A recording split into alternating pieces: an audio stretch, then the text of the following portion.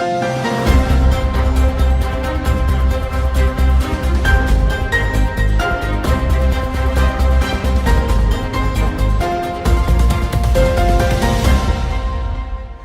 اللہ الرحمن الرحیم۔ السلام علیکم۔ ابرار رشید آپ کی خدمت میں حاضر ہے۔ آپ سے ریکویسٹ کہ اگر ابھی تک آپ نے چینل کو سبسکرائب نہیں کیا تو سبسکرائب کر لیجئے، لائک اور سبسکرائب کا بٹن ضرور دبایا کریں، اپنے کامنٹ سے آگاہ کیا کریں، ویڈیو کو شیئر بھی کر دیا کریں۔ آپ کا بہت بہت شکریہ۔ اسٹیبلشمنٹ ایک تلخی صحیح لیکن ایک حقیقت ہے، اور یہ صرف میں پاکستان کی بات نہیں کر رہا، پوری دنیا میں اسٹیبلشمنٹ جو ہے اس کا ایک مخصوص کردار ہوتا ہے۔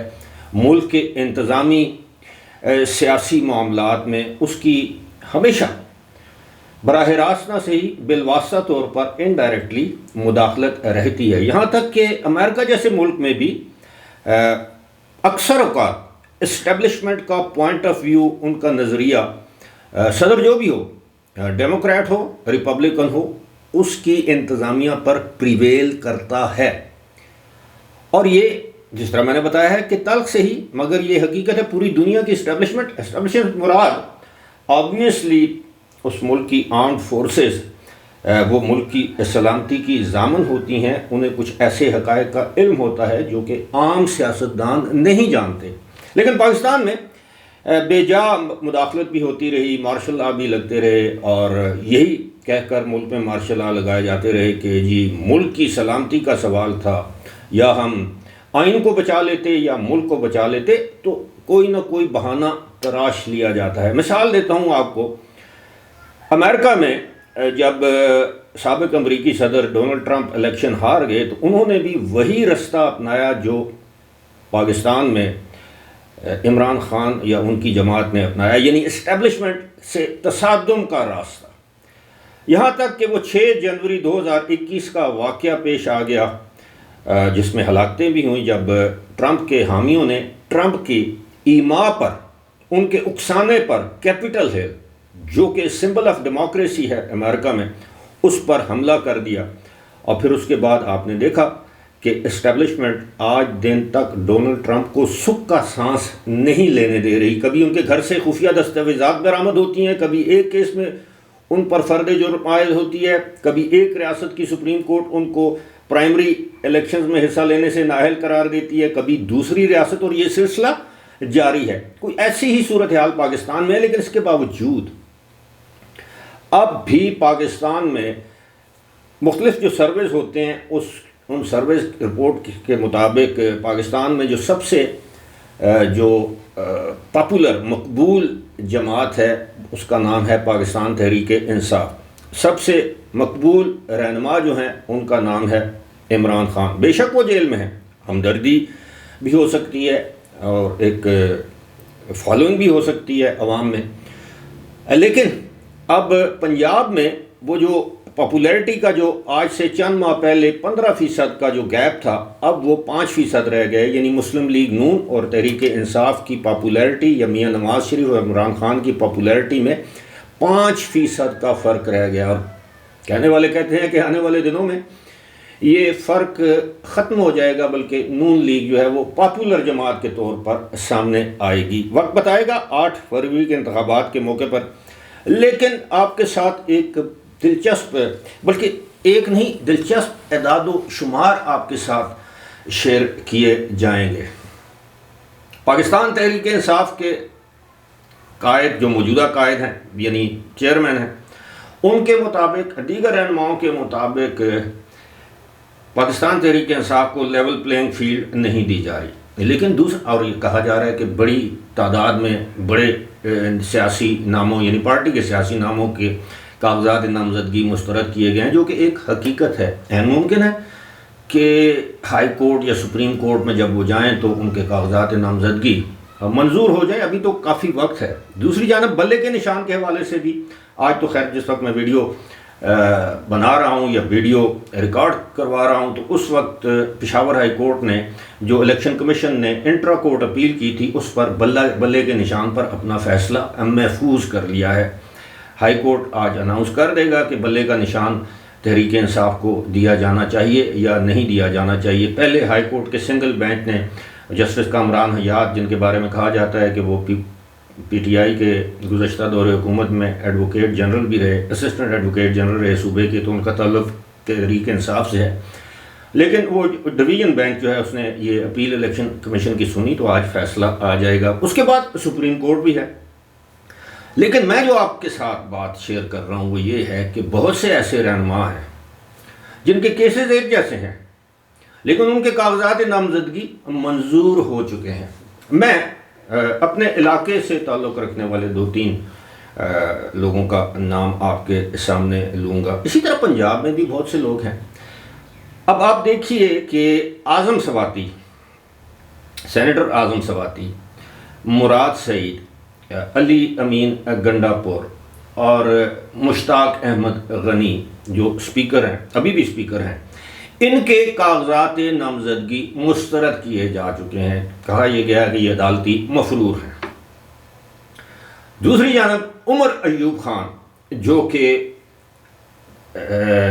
پاکستان تحریک انصاف کے سیکرٹری جنرل ہیں، وہ بھی روپوش ہیں، وہ بھی عدالتی ایک لحاظ سے عدالتی مفرور ہیں. گزشتہ روز ہی گجرانوالہ کی انسداد دہشت گردی کی عدالت نے انہیں اشتہاری قرار دیا، ان کی جائیداد ضبطگی کا حکم دیا. اس کے باوجود عمر ایوب خان کے NA-18 ہری پور سے کاغذات نامزدگی منظور ہو چکے ہیں. اچھا، پھر ہری پور سے ہی عمر ایوب خان کے چچا زاد بھائی یوسف ایوب خان کے کاغذات نامزدگی NA-18 سے بطور کورنگ کینڈیڈیٹ عمر ایوب کے، اور NA-46 ہری پور سے ان کے کاغذات نامزدگی منظور ہو چکے ہیں. اسی طرح اکبر ایوب کے بھی صوبائی اسمبلی کے کاغذات نامزدگی منظور ہو چکے ہیں، وہ بھی روپوش ہیں. ارشد ایوب جو کہ یوسف ایوب اور اکبر ایوب کے بھائی ہیں اور وہ عمر ایوب کے چچا زاد بھائی ہیں، یہ چاروں بھائیوں کے ارشد ایوب کے PK-48 جو خانپور کا علاقہ ہے وہاں سے کاغذات نامزدگی منظور ہو چکے ہیں. اسی طرح علی محمد خان کے کاغذات نامزدگی منظور ہو چکے ہیں. ابھی آپ تھوڑی دیر کے لیے میں آپ کو ایبٹ آباد لے کے آتا ہوں. ایبٹ آباد میں مشتاق احمد غنی جو قومی اسمبلی جو صوبائی اسمبلی کے اسپیکر ہیں، اس وقت برطانیہ میں ہیں، ان کے کاغذات نامزدگی 2 حلقوں سے یعنی NA-17 اور PK-45 جو صوبائی اسمبلی کی نشست ہے، دونوں سے مسترد ہو گئے. اب PK-45 پہ مشتاق احمد غنی کی اہلیہ فرزانہ مشتاق ان کی عدم موجودگی میں انتخابات میں حصہ لے گی اور ان کے کاغذات منظور ہو چکے ہیں.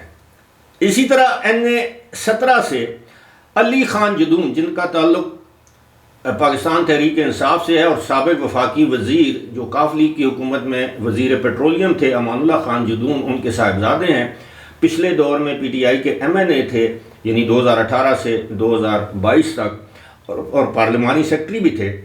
درمیان میں وہ روپوش ہوئے معاف کیجیے گا، اب منظر عام پر آ گئے، ان کے کاغذات نامزدگی منظور کیے جا چکے ہیں. اب عمر ایوب، میں یہ نہیں کہتا کہ ان کے کیوں منظور کیے گئے، میں یہ کہتا ہوں کہ یارڈ سٹک ایک ہونی چاہیے. اگر عمر ایوب کے کاغذات نامزدگی منظور ہوتے ہیں تو پھر اعظم سواتی کے مسترد کیوں ہوئے، مشتاق احمد غنی کے مسترد کیوں ہوئے؟ کیونکہ عمر ایوب بھی روپوش ہیں، وہ بھی پرسنلی پیش نہیں ہوئے، اور اعظم سواتی بھی روپوش ہیں، مشتاق احمد غنی بھی روپوش ہیں، مراد سعید بھی، علی امین گنڈا پور بھی. تو اگر منظور کرنے ہیں تو سب کے کریں، اگر مسترد کرنے ہیں تو اسی چیز کو بیس بنا کر، بنیاد بنا کر آپ عمر ایوب کے کاغذات نامزدگی بھی مسترد کریں. تو یہ ایک ایسی گیم بنائی جا رہی ہے جس کے نتیجے میں سامنے کیا آئے گا؟ مکسڈ اچار، جس کو ہم کہتے ہیں ہم پارلیمنٹ، مولک پارلیمنٹ. یعنی جب چاہے جس جماعت کو قابو کرنا چاہے دوسری جماعت کے بندوں کو کہے کہ جناب آپ ان سے اتحاد سے الگ ہو جائیں. اور اب تک تو یہی کہا جا رہا ہے کہ مسلم لیگ نون کو 2/3 میجارٹی تو دور کی بات، شاید سمپل میجارٹی بھی نہ ملے، اور مسلم لیگ نون کو مجبور کیا جائے کہ وہ پاکستان پیپلز پارٹی، مولانا فضل الرحمان، MQM ان سے مل کر ایک مخلوط حکومت بنے اور ایک برائے نام ایک چھوٹی لولی لنگڑی اپوزیشن ہوگی جو پی ٹی آئی کے ارکان اسمبلی پر مشتمل ہوگی، شاید اس میں کچھ بلوچستان سے جیتنے والی پارٹیاں ہوں، اختر مینگل اور یہ وہ لوگ، لیکن ہوگی ہنگ پارلیمنٹ، کیونکہ اس وقت ہماری اسٹیبلشمنٹ کو یہ سوٹ نہیں کرتا کہ ملک میں کوئی ایسی مضبوط حکومت آ جائے جو 2/3 کے زور پر کچھ ایسے اقدامات کر دے جو اسٹیبلشمنٹ کو پسند نہیں۔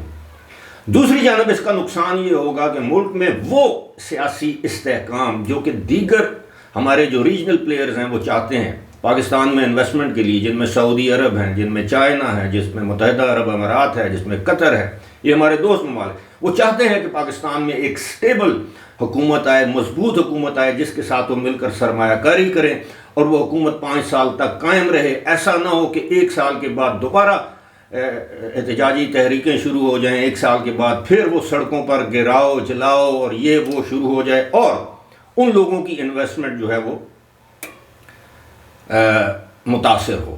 تو یہ ساری صورتحال، لیکن ہیونگ سیڈ دیٹ، میں ذاتی طور پر یہ سمجھتا ہوں کہ اگر تمام سیاسی جماعتیں حکومت کا حصہ نہیں بھی بنتی تو ایک نقطے پر وہ اتفاق کر لیں، چارٹر آف اکانومی سائن کر دیں، تو آپ یقین کیجئے کہ 2-4 سال میں یہی پاکستان جس کی اکانومی اس وقت ڈاواں ڈول ہے، اس کی اکانومی کا گراف اس طرح اوپر جائے گا، اور اللہ کرے ایسا ہی ہو، اور اللہ سے دعا ہے کہ 8 فروری کے انتخابات پرامن طریقے سے ہو جائیں، اور جو بساط بچھائی گئی ہے بظاہر بہت سے لوگوں کو لگتا ہے کہ اس میں کچھ جھول ہیں، لیکن یہ وقت بتائے گا کہ پاکستان کے لیے کیا سود مند ہے اور جو فیصلے کیے گئے کیا وہ پاکستان کے فائدے میں ہیں یا نہیں۔